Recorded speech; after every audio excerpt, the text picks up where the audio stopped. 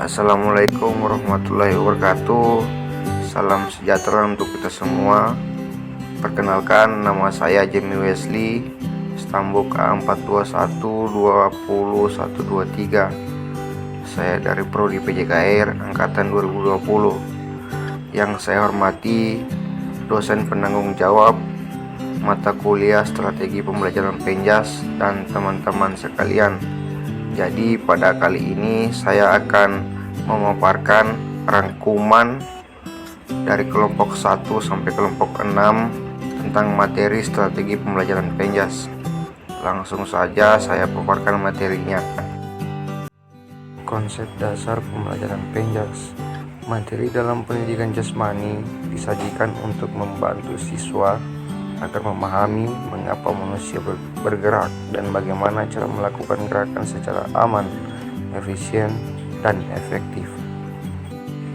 Fungsi dan tujuan pendidikan jasmani. Fungsi pendidikan jasmani dan kesehatan yang mengutamakan aktivitas jasmani dan pembiasaan hidup sehat yang menjadi penunjang pertumbuhan dan pengembangan siswa. Fungsi pembelajaran pada beberapa aspek. Jadi di sini ada 3 aspek. Yang pertama adalah aspek organik, yaitu perkembangan struktur dan fungsi tubuh. Yang kedua adalah aspek kognitif, yaitu keterampilan berpikir. Dan yang ketiga adalah aspek efektif, yaitu keterampilan sikap mental, sosial, dan emosional. Ruang lingkup pendidikan jasmani dan kesehatan meliputi beberapa aspek di dalamnya, yaitu yang pertama adalah permainan olahraga, yang kedua aktivitas pengembangan sikap tubuh, yang ketiga adalah aktivitas senam, yang keempat aktivitas gerak ritmis, yang kelima aktivitas air, yang keenam pendidikan luar kelas. Prinsip-prinsip dan komponen strategi pembelajaran Penjas terbagi menjadi 5. Yang pertama yaitu batasan strategi pembelajaran Penjas.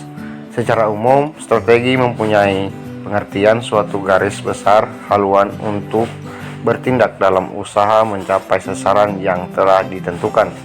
Yang kedua adalah ragam komponen Penjas. Komponen-komponen yang memungkinkan terjadinya proses pendidikan adalah tujuan pendidikan, peserta didik, media, sarana, dan prasarana pembelajaran.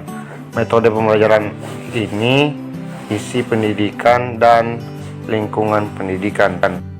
Yang ketiga, ruang lingkup SDM Penjas. Yang keempat, fungsi dan manfaat SDM. Dan yang kelima, macam-macam strategi pembelajaran Penjaskes, prosedur pembelajaran Penjaskes. Fungsi dan peranan guru dalam pembelajaran Penjas. Tujuan umum dalam pendidikan jasmani terbagi menjadi 4, yaitu yang pertama perkembangan fisik, yang kedua perkembangan gerak, yang ketiga perkembangan mental, dan yang keempat perkembangan sosial. Keterampilan mengajar guru dalam pembelajaran Penjas.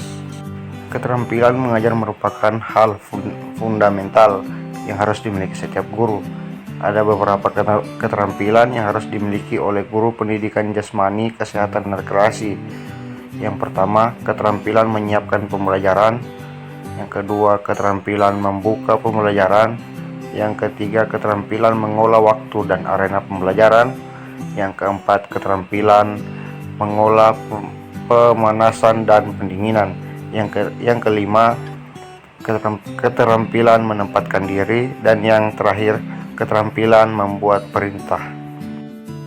Metode, model, dan gaya atau strategi dalam mengajar Penjas. Yang pertama, model. Model pembelajaran adalah bentuk pembelajaran yang tergambar dari awal sampai akhir yang disajikan secara khas oleh guru di kelas. Yang kedua, gaya. Menurut Azhar Asman, gaya mengajar adalah suatu kegiatan guru dalam konteks proses interaksi belajar mengajar yang ditunjukkan untuk mengatasi kebosanan murid. Yang ketiga, strategi. Strategi pembelajaran dapat diartikan sebagai perencanaan yang berisi tentang rangkaian kegiatan yang didesain untuk mencapai tujuan pendidikan tertentu. Sekian pemaparan materi yang dapat saya paparkan dan yang dapat saya rangkum. Lebih dan kurangnya saya mohon maaf. Saya akhiri, wabillahi taufik wal hidayah. Wassalamualaikum warahmatullahi wabarakatuh.